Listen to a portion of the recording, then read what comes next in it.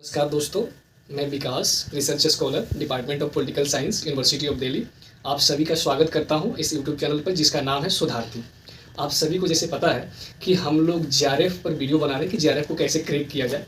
और previous video में मैंने बात किया था कि हिस्ट्री में जेआरएफ को कैसे क्रैक किया जाए, उसको लेकर जो इंपॉर्टेंस बुक्स हैं और क्या स्ट्रेटजी होना चाहिए, उस पर हम लोग बात किए थे। उसके पहले मैंने पॉलिटिकल साइंस में जेआरएफ को कैसे क्रैक किया जाए, जो मेरा डोमेन है, और उसको लेकर बुक्स और जो यूट्यूब चैनल है उसको लेकर हम लोग बात किए थे। और आज हम लोग बात करेंगे कि हिंदी में आप नेट जेआरएफ को कैसे क्रैक करें, उसको लेकर क्या स्ट्रेटजी होना चाहिए, कुछ इंपॉर्टेंट्स बुक्स और रिसोर्सेज की बात करेंगे, और प्रीवियस ईयर पेपर का क्या रोल्स होता है, और नोट्स मेकिंग, और आप बोलें तो बुक को रिवीजन कैसे किया जाए अगर बुक पढ़ा जा रहा है, उसके बारे में बात करेंगे। और इस पर बात करने के लिए हमारे साथ हैं शिवांगी। शिवांगी, एक आप ब्रीफली इंट्रोडक्शन दीजिए अपना, उसके बाद हम लोग डिस्कशन को आगे बढ़ाएंगे। धन्यवाद विकास। सबसे पहले नमस्कार, मेरा नाम शिवांगी है। वर्तमान में मैं जेएनयू में एमए के सेकेंड ईयर की पढ़ाई कर रही हूँ। मेरा स्नातक यानी graduation Ramjas college Delhi university से हुआ है।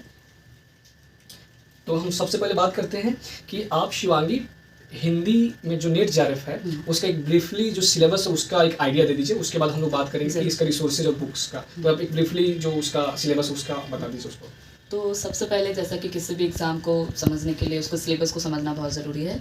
तो अगर हम यूजीसी द्वारा प्रस्तावित नेट के सिलेबस की बात करते हैं तो उसमें हम देखते हैं कि कुल 11 भाग है। तो उससे अगर हम शॉर्टली देखना चाहें तो उसके 11 भाग को देखें तो सबसे पहले आता है हिंदी भाषा और उसका विकास, उसके बाद हिंदी साहित्य का विकास, फिर हिंदी साहित्य के गद्य की विधाएँ, फिर साहित्य शास्त्र, वैचारिक पृष्ठभूमि, हिंदी कविता, हिंदी उपन्यास, हिंदी कहानी, हिंदी नाटक, हिंदी निबंध, और सबसे अंत में आत्मकथा, जीवनी तथा अन्य विधाएं। इन सभी के डिस्क्रिप्शन आप लिंक में देख सकते हैं, जो कि पूरा ब्रीफ में सिलेबस दिया रहता है जेआरएफ का सिलेबस का। तो शिवांगी, जैसे आपने सिलेबस को बता दिया कि उसका एक ब्रीफ इंट्रोडक्शन दे दिया और हम लोग उसको डिस्क्रिप्शन में डाल देंगे। तो हम बात करते हैं कि हम जो रिसोर्सेज जो है क्या क्या रिसोर्सेज होना चाहिए, और उस रिसोर्सेज को आप सेक्शन वाइज बता दीजिए कि जो भी एस्पिरेंट्स हैं जो तैयारी कर रहे हैं उनको समझने में आसानी होगा। ज़रूर।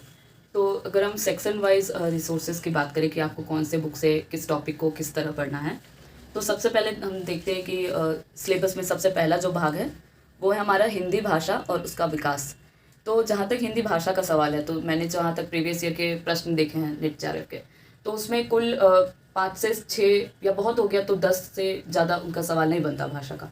तो इस हिसाब से अगर हम स्मार्टली तैयारी की बात करें तो एक पुस्तक आती है दृष्टि द्वारा नेट जेआरएफ की, ठीक है। तो दृष्टि की नेट जेआरएफ की बुक है, और एक बुक है वस्तुनिष्ठ इतिहास, सरस्वती पांडे और गोविंद पांडे की। इन दोनों बुक में से आप जो भी प्रेफर करना चाहें, क्योंकि दोनों ऑब्जेक्टिव बुक है, तो आप दोनों में से कोई एक पुस्तक से हिंदी भाषा का पोर्शन आप अच्छे से कवर कर सकते हैं, वो मोर देन इनफ होगा। और उसमें भी हिंदी भाषा में एक पक्ष आता है संवैधानिक भाषा का, कि संविधान में भाषा को किस तरह से उसके क्या अनुच्छेद हैं, तो उस पोर्शन पे आप ज़्यादा बल दे करके पढ़िए, क्योंकि वो पोर्शन पूछा जाता है अच्छे से। और फिर भाषा में एक सवाल बनता है कि भाषा परिवार से, वो भी दृष्टि वाले बुक में या गोविंद पांडे की बुक में अच्छे से दिया हुआ है, आप वहाँ से उसे पढ़ सकते हैं। तो भाषा वाले पोर्शन के बाद हम आते हैं हिंदी साहित्य और का इतिहास। तो हिंदी साहित्य का इतिहास का जहाँ तक बात है, तो उसमें सबसे बुनियादी जो पुस्तक है वो है आपका हिंदी साहित्य का सरल इतिहास बाय विश्वनाथ त्रिपाठी जी। हाँ, तो विश्वनाथ त्रिपाठी की जो वो बुक है बहुत ही पतली बुक है। आप अगर आपका हिंदी का बैकग्राउंड नहीं है, वैसे तो जेआरएफ के लिए आपका एमए हिंदी होगा ही, लेकिन अगर आपका इतिहास बहुत दिन से छूटा हुआ है तो आप एक बार उस बुक को पढ़ लीजिए। वो बहुत पतली बुक है और बहुत संक्षिप्त में बहुत अच्छे से हिंदी का क्या इतिहास रहा है वो उसमें दिया हुआ है। पृष्ठभूमि तैयार कर देगा हिंदी साहित्य का मतलब। हाँ, अगर आपका पृष्ठभूमि अच्छे से तैयार है तो आप इस बुक को आराम से छोड़ सकते हैं। और फिर हम आते हैं आचार्य रामचंद्र शुक्ल की पुस्तक है हिंदी साहित्य का इतिहास। उससे तो आपको नेट जेआरएफ के लिए पढ़ना ही पढ़ना है। वो बुक प्रॉपर आपका जो बुनियाद है वो बना देगा। आपके पूरा नेट जेआरएफ का प्रिपरेशन का एक तरह से वो आधार है, एक बेस तैयार करेगा। हाँ। उसके बाद एक पुस्तक है हिंदी साहित्य और संवेदना का इतिहास विकास, राम स्वरूप चतुर्वेदी जी की पुस्तक है। वो पुस्तक भी ज़्यादा मोटी नहीं है, और नेट जेआरएफ के व्यू से आपको वो पुस्तक पढ़नी चाहिए। बाकी अगर आपको वो पुस्तक पढ़ने का ज़्यादा समय नहीं, या आप उस पूरी पुस्तक को नहीं पढ़ना चाहें, तो उससे पढ़ने का एक स्मार्ट स्टडी है जो मैंने फॉलो किया था और मुझे लगता है कि वो हेल्पफुल है, तो मैं आपके साथ ज़रूर शेयर करना चाहूँगी कि उस पुस्तक के अंत में एक अनुक्रम दिया हुआ है कि कौन से रचनाकार का किस पृष्ठ पे मतलब आपको उसके पढ़ाई के लिए मिल जाएगा। तो नेट जेआरएफ के सिलेबस में हम रचनाकार को जब देखते हैं या किसी भी लेखक के, जैसे महादेवी हैं, अज्ञे हैं, जो भी लगे हुए हैं किसी भी जगह या कहानी में, इतिहास में, निबंध में, आप क्या करिए कि जैसे अज्ञे हैं तो आप पीछे देख लीजिए कि अज्ञे का कौन से पेज नंबर पे इस बुक में है। आप डायरेक्ट उस पेज नंबर पे जाकर के जो मुख्य उनके चतुर्वेदी जी ने कहा है उसके बारे में आप वो पढ़ लीजिए। ठीक। तो उसके बाद एक पुस्तक है, ये ऑप्शनल है, आप चाहे तो पढ़ सकते हैं, नामवर जी की पुस्तक है हिंदी साहित्य की प्रवृत्तियां। वो इतनी पतली सी पुस्तक है लेकिन वो गद्य के लिए बहुत हेल्पफुल होगा, क्योंकि हम देखते हैं कि शुक्ल जी के बुक में छायावाद के बाद ज़्यादा पोर्शन उन्होंने कवर नहीं किया है। तो आपको अगर छायावाद के बाद देखना है तो आपको मोटे मोटे रूप से वो नामवर सिंह की पतली सी पुस्तक में मिल जाएगा। और एक पुस्तक अगर हम इतिहास की बात करें तो नगेंद्र जी की जो साहित्य का इतिहास है, काफ़ी मोटी पुस्तक है। मैं आपको रिफर नहीं करूँगी कि आपके पास अगर समय नहीं है तो उसे पढ़े, लेकिन अगर आप फिर भी आपके पास समय, अगर आप ज़्यादा समय लेके चल रहे हैं तो आप उस पुस्तक को पढ़ सकते अगर मतलब अगर आपका टारगेट जून जुलाई वाला अगर नेट जेआरएफ का होगा तो उस बुक को आप देख सकते हैं। पूरा पुस्तक देखने की जरूरत नहीं है, जैसा कि मैंने कहा स्मार्ट स्टडी बहुत जरूरी है। जो रचनाकार लगे हुए हैं उसके बारे में आप थोड़ा बहुत देख लीजिए, बस वहां जाके देख करके आ जाइए कि हाँ इस बारे में नगेंद्र जी ने क्या बोला, क्या पता उस कथन वहां से पूछ ले। ठीक। तो इसलिए मैंने कहा। तो एक आप शिवांगी, एक मेरा प्रश्न है आपसे कि जैसे आपने हिंदी साहित्य के लिए 3 या 4 बुक आपने रिकमेंड किया, तो उस बुक को लेकर एक जो आपका दृष्टिकोण या आप कहें उस बुक को लेकर नोट्स मेकिंग, उसको लेकर अगर आप कुछ कहें कि उसको लेकर, जैसे 3 या 4 बुक बताया आपने, हिंदी साहित्य का इतिहास आचार्य रामचंद्र शुक्ल का, उसके बाद विश्वनाथ त्रिपाठी का, तो इस सब बुक को पढ़ते समय अप्रोच क्या होना चाहिए कि नोट्स बनाना चाहिए कि एक ही बुक को रिवीजन करना चाहिए, कुछ पर कुछ आप बताइए। तो सबसे पहले जो हिंदी साहित्य का सरल इतिहास है वो तो बहुत पतली सी पुस्तक है। अगर आप उसका नोट्स बनाना, जैसे वो स्टूडेंट पे डिपेंड करता है कि वो किस तरह का पढ़ाई प्रेफर करते हैं। तो अगर आपको नोट्स बना के ही आपको पढ़ना अच्छा लगता है तो आप जो पतले से पुस्तक है वो आप एक ही बार में आप उसके जो मेन चीज़ है उससे आप नोट डाउन कर ले, ताकि आपको वो बुक बाद में देखने की ज़रूरत ही ना पड़े।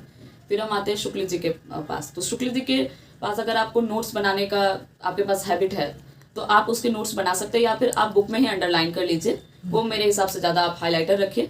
और शुक्ल जी के पुस्तक, क्योंकि वो बुनियादी पुस्तक है, आपको उसे पढ़ना ही चाहिए। तो मैं उसके जो प्रकरण वाइज है मैं थोड़ा बताना चाहूँगी। जो आदिकाल का पोर्शन है शुक्ल जी की पुस्तक से वो बहुत ज़्यादा नहीं है, तो आप उसे एकदम अच्छे से पढ़िए, आदिकाल अच्छे से कवर करिए। उसके बाद हम भक्तिकाल आते हैं। तो शुक्ल जी का भक्तिकाल का पोर्शन बहुत ज़्यादा इंपॉर्टेंट है, आप उसके नोट्स जरूर बनाइए। अगर आपको नोट्स बनाने का हैबिट है, नहीं तो आप बुक में अंडरलाइन कर लीजिए, और बुक जो अंडरलाइन करिएगा उसे आप सेकेंड बार रिविजन में उससे हेल्प लीजिए। फिर हम रीतिकाल में आते हैं। रीतिकाल में शुक्ल जी के पुस्तक में बहुत विस्तार से दिया गया है, और बहुत चीज़ें ऐसी है जो आप नहीं भी पढ़े तो भी काम चल जाएगा। जैसे कि अगर हम रीतिकाल के सबसे लास्ट वाले पोर्शन में आते हैं तो पूरा उन्होंने बहुत ज़्यादा रीतिकालीन कवियों के बारे में दिया है, जो कि उतना ज़रूरी नहीं है, लेकिन आप एक बार उसे ज़रूर पढ़े। दोबारा पढ़ने के लिए आप अंडरलाइन कर लीजिए पुस्तक के नाम। और रीतिकाल में सबसे ज़्यादा इंपॉर्टेंट होता है कि वो किस दरबारी कवि के जो हैं किसके नरेश के अंदर थे, तो वो प्रश्न पूछा जाता है। तो आप दोनों आश्रय और कवि का नाम अंडरलाइन कर लीजिए, बस वो पढ़ना रीतिकाल में ज़रूरी है। फिर हम आते हैं गद्यकाल। गद्य में जो बात है, गद्य आप बहुत अच्छे से पढ़िए। शुक्ल जी का गद्य बहुत इंपॉर्टेंट, खास करके छायावाद का पोर्शन और गद्य का विकास कैसे हुआ वो उनके पुस्तक से पढ़ना बहुत ज़रूरी है। ठीक। जैसे आपने बताया अभी आचार्य रामचंद्र शुक्ल का जो सेक्शन है, कितने सेक्शन उसको कैसे पढ़ना चाहिए, और इसमें मेरा एक क्यूरियोसिटी आपसे जानने का कि इसमें प्रीवियस ईयर पेपर का रूल क्या है। अगर मान लीजिए गद्य साहित्य से 8 या 10 क्वेश्चन पूछा जा रहा है हिंदी साहित्य से, तो उसमें प्रीवियस ईयर पेपर को देखना चाहिए, उसके बाद किताब को पढ़ना चाहिए, या किताब को आप पढ़ लें उसके बाद प्रीवियस ईयर पेपर को देखना चाहिए। हाँ, तो मैं इसमें कहना चाहूँगी कि जैसे आप जब तैयारी शुरू करते हैं उससे पहले आप एक बार उस साल से पहले का प्रीवियस ईयर का क्वेश्चन जरूर देख लीजिए। कुछ बच्चों का ऐसा रहता है कि नहीं पहले बुक्स पढ़ लेते हैं फिर क्वेश्चन देखेंगे, लेकिन क्वेश्चन देखने से आपका ये चीज़ हो जाएगा कि आपको तैयारी किस दिशा में करना है, आपको एक आइडिया लग जाता है और किस सेक्शन पर फोकस करना है वो आपको पता चल जाता है। जी कि किस सेक्शन से ज़्यादा प्रश्न पूछे जा रहे हैं, किस सेक्शन से हार्ड पूछा जा रहा है, किस सेक्शन से टफ पूछा जा रहा है। तो आपको एक मोटा मोटा रूपरेखा मिल जाता है कि हाँ ये क्वेश्चन तो पूछा गया था, तो मैं बुक में ये वाला पोर्शन में अच्छे से कर लेता हूँ या कर लेती हूँ। ठीक है, अब हम नेक्स्ट सेक्शन की बात करते हैं। जैसे आपने हिंदी साहित्य का भी बताया, उसके बाद नेक्स्ट सेक्शन आप जब हिंदी साहित्य के इतिहास के बाद जो पाठ्यक्रम में है वो है हिंदी साहित्य की गद्य विधाएं। तो गद्य विधाएं की बात जब हम करते हैं तो वो तो आपके साहित्य में कवर हो जाता है। जब आप साहित्य के बुक को पढ़ोगे, जैसे शुक्ल जी पढ़ोगे या कोई भी जो आप एक रेफरेंस बुक आप हमेशा रखना, सबसे बेस्ट है शुक्ल जी का बुक। उसके बाद जब हम देखते हैं गद्य विधाओं में हिंदी कहानी, नाटक और निबंध और उपन्यास और कविताएं आती है। तो यूजीसी के सिलेबस में जैसे हम सबसे पहले कविता की बात करते हैं, तो कुल मेरे ख्याल से 16-17 कविताएं हैं अलग अलग कवियों की। तो कविता में सबसे पहले पृथ्वीराज राशो की है। तो मैं ये कहूँगी कि जो छोटी कविताएं हैं, जैसे आप इनकी बात कर लीजिए, जैसे जो अज्ञे की कविताएं लगी है, तो आप कविताओं को एक बार पढ़ लीजिए। कविताएं में जो वो कविता जिस संकलन में लगी हुई है उस संकलन की पुस्तक को उठाना है, उठाइए और उसकी भूमिका को जरूर पढ़ जाइए। भूमिका बहुत ज़्यादा मैं महत्वपूर्ण मानती हूँ, क्योंकि भूमिका से प्रश्न बनते हैं कि उस भूमिका में कवि ने क्या लिखा है, उससे प्रश्न बन सकते हैं। कविता की भूमिकाएं जैसे हम पृथ्वीराज रासो की जो रेवा तट लगा हुआ है, तो आप पृथ्वीराज रासो की जो पुस्तक है उसकी भूमिका पढ़ सकते हैं, या अज्ञे की जो कविता लगी हैं जिस संकलन में है उसकी भूमिका आप जरूर देख लीजिए। और संकलन में कुल कितनी कविताएं लगी हुई हैं वो आप संख्या भी याद करना चाहिए, क्योंकि कभी कभी संख्या पूछ लिया जाता है। पिछले बार में कहानी में ये प्रश्न पूछ दिया गया था कि निर्मल वर्मा की जो परिंदे कहानी है, उस कहानी संकलन में कुल कितनी कहानियां हैं। तो थोड़ा सा स्मार्टली वर्क करना है, तो आप वही सबसे पहले तो आप जो पूरा पाठ्यक्रम है ना उसका सिलेबस का आप फोटोकॉपी करवा लीजिए, और उसी फोटोकॉपी के आपको साइड में एकदम स्मार्टली लिख देना, हाँ इतनी कहानियां हैं कुल, और ये इस संकलन से लिया गया, तो वो आपका एक तैयार होता चला जाएगा।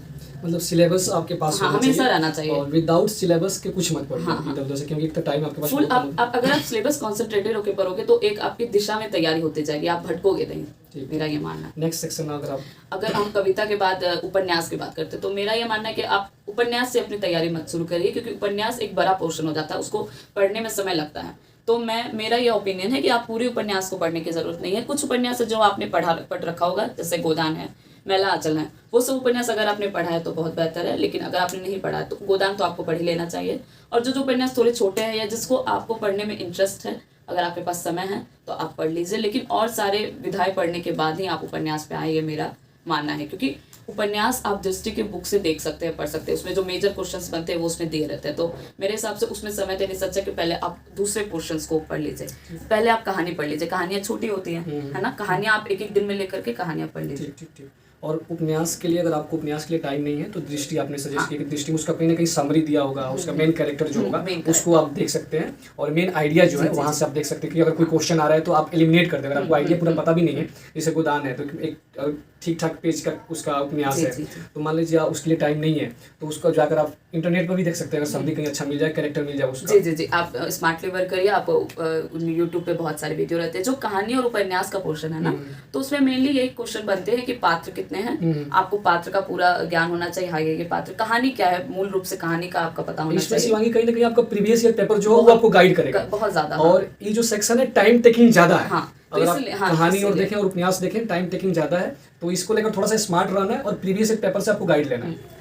कहानी तो आपको पूरा पढ़ लेना चाहिए, एक कहानी आप, जैसे का दिन है तो आप एक दिन में 2 कहानियां तो आराम से पढ़ सकते हैं। लेकिन उपन्यास के लिए वही वो थोड़ा सा टाइम टेकिंग है, तो वो आप सबसे लास्ट में, या आपका कोई फेवरेट उपन्यास उसमें से तो आप उसे लेकर बीच में खत्म कर सकते हैं, या फिर आप नहीं भी पढ़े तो दृष्टि का बुक में जो दिया हुआ है या गोविंद पांडे की बुक में जो दिया हुआ है उससे आप कर सकते हैं। ओके, तो जैसा आपने अभी बात किया कहानी और उपन्यास का, तो हम नेक्स्ट सेक्शन जो है नाटक एंड निबंध, उसको लेकर क्या दृष्टिकोण होना चाहिए, उस पर आप कुछ बताइए। जी, तो जब हम नाटक निबंध की बात करते हैं, तो जैसे नाटक में जितने नाटक, कुल 13 या 12 नाटक लगे हुए हैं, तो जैसे जो छोटे छोटे नाटक है, जैसे भारती इंदु जी का नाटक है, उसके बाद हमारे मोहन राकेश का नाटक है, और सर्वेश्वर दयाल सक्सेना का जो बकरी नाटक है, तो वो सब आप जो छोटे नाटक है उससे आप पढ़ जाइए। और जो बड़े नाटक लगे हैं उससे आप, जैसे प्रसाद का नाटक है, स्कंदगुप्त है और चंद्रगुप्त है, तो उन्हें पूरा पढ़ने का ज़रूरत नहीं है।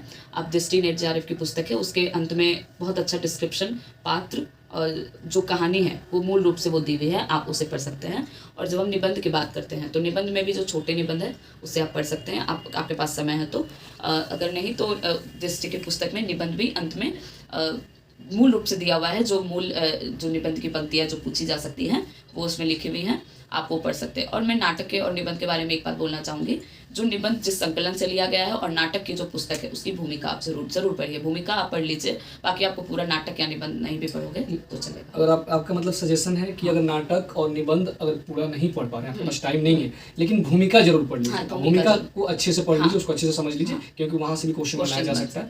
अब हम नेक्स्ट सेक्शन की बात करते हैं, आत्मकथा और जीवनी, उसको लेकर क्या दृष्टिकोण होना चाहिए। आत्मकथा और जीवनी की जब हम बात करते हैं तो बच्चे से आम रूप में छोड़ देते हैं, लेकिन हम 3 साल के अगर प्रीवियस ईयर को क्वेश्चन को उठा के देखें तो उससे प्रश्न ही अब ज्यादा पूछे जा रहे हैं। तो ऐसे में क्या है कि अब पुस्तक बहुत मोटी हो जाती है आत्मकथा और जीवनी की, उतना हमारे पास समय नहीं है।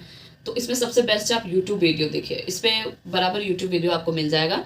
तो आपको क्या मूल रूप से आत्मकथा में क्या बोला गया है, कौन से जगह की बात की गई है, कौन से पात्र हैं, वो आपको पता चल मतलब जाएगा। आप सॉरी आपको इंटरवेन कर रहा नहीं, हूँ नहीं। कि आप जो आत्मकथा या जीवनी जो सिलेबस में मेंशन जी। किया गया है हाँ। उसका समरी जाकर यूट्यूब चैनल पे हाँ, देख लीजिए और summary। ऑडियो सुन लीजिए। कल्चर जी, भी चल जी। रहा है, खासकर अच्छे जो बुक हैं, जैसे हम लोग सेल्फ हेल्प बुक सुनते जी। हैं ऑडियो, तो उसका जो आत्मकथा और जो जीवनी आपके सिलेबस में मेंशन है उसको जाकर आप ऑडियो के फॉर्म में सुन लें और कुछ अगर नोट्स बना लें उसके पात्र चाहे जो भी उसके कैरेक्टर है उसका। जी, लेकिन आप उस पुस्तक को लाइब्रेरी से जाके, अगर आपको लाइब्रेरी में अवेलेबल है या फिर ऑनलाइन अवेलेबल है, उसकी भी भूमिका, क्योंकि जो पुस्तक जैसे जो आत्मकथा लगी हुई है, किसने लिखा, उसने उस भूमिका में क्या बात कही, क्योंकि भूमिका से प्रश्न बनते हैं, जो मैंने ट्रेंड देखा है।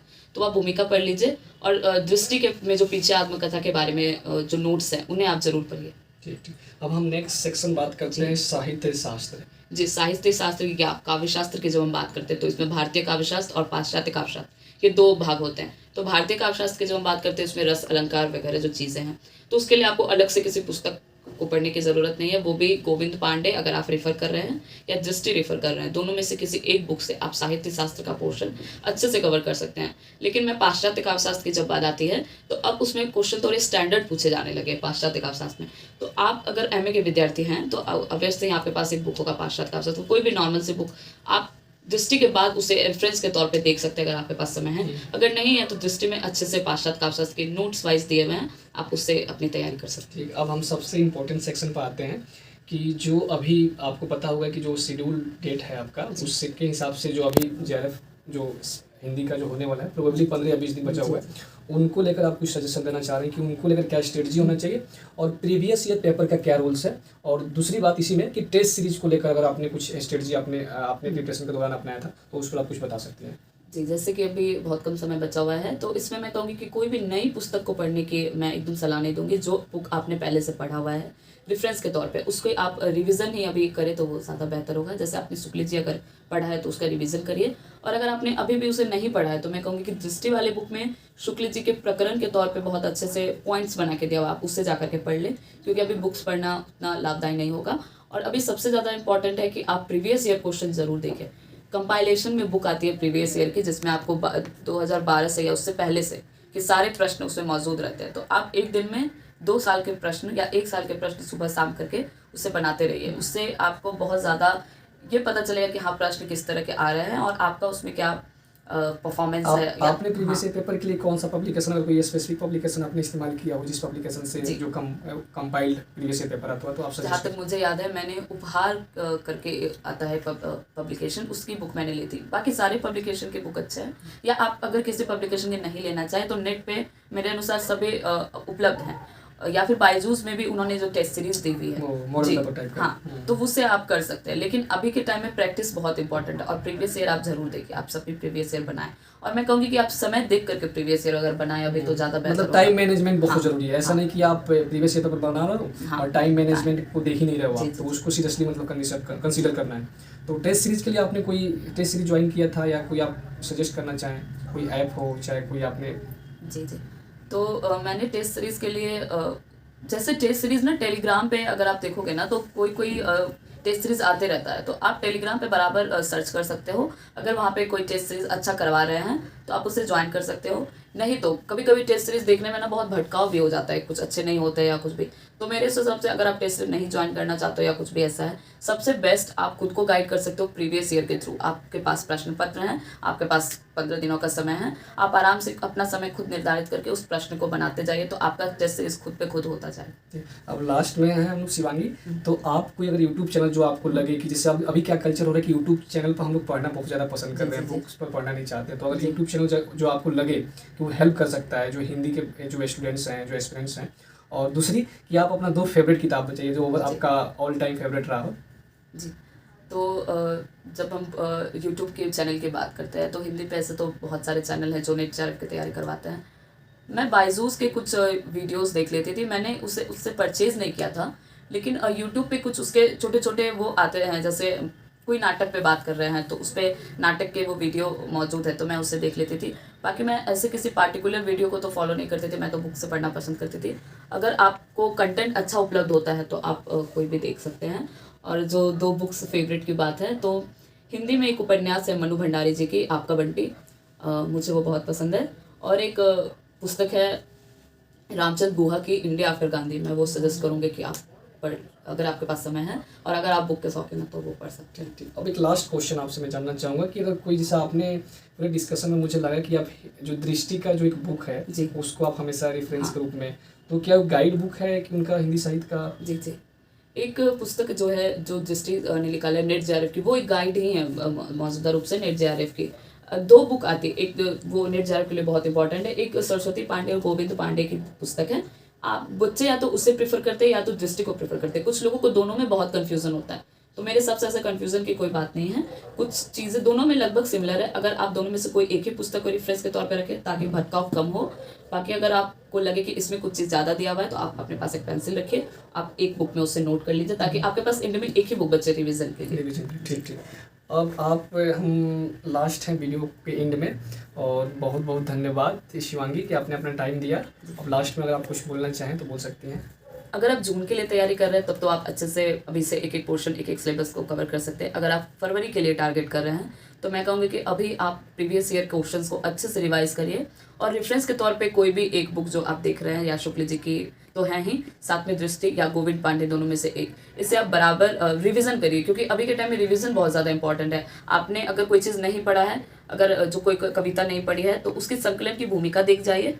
अभी भूमिका भी आप देख सकते हैं, क्योंकि भूमिका 1 से 2 पृष्ठ की होती है, या फिर कभी कभी आधे पृष्ठ में भी आ जाती है, तो आप भूमिका देख सकते हैं, क्योंकि भूमिका बहुत ज़्यादा हेल्पफुल होता है। और कौन सी कविता, कहानी या निबंध किस संकलन में मौजूद है और उस संकलन में कुल कितनी कविताएं हैं, उसे आप सिलेबस की जो फोटोकॉपी आप निकलवा करके उसे आप रख दीजिए। वो लास्ट मोमेंट रिवीजन वो बहुत काम आता है, जो मैंने प्रेफर किया था। बहुत बहुत धन्यवाद शिवांगी, और आशा करते हैं हम कि ये वीडियो आप लोगों के लिए हेल्पफुल होगा और मददगार होगा। जो जीआरएफ का एग्ज़ाम होने वाला है उसमें मददगार रहेगा वीडियो। और आप लोगों से निवेदन है कि वीडियो को लाइक्स कीजिए, कमेंट्स कीजिए और सब्सक्राइब कीजिए चैनल को, और पॉसिबल हो तो वीडियो को आप शेयर कीजिए।